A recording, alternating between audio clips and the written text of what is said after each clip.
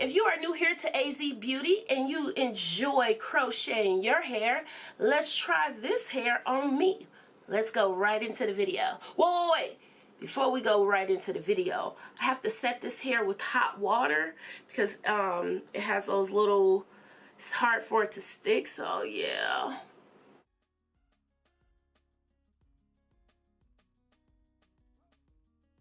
Hello beautiful people. So this hair was easy to crochet. It was fun.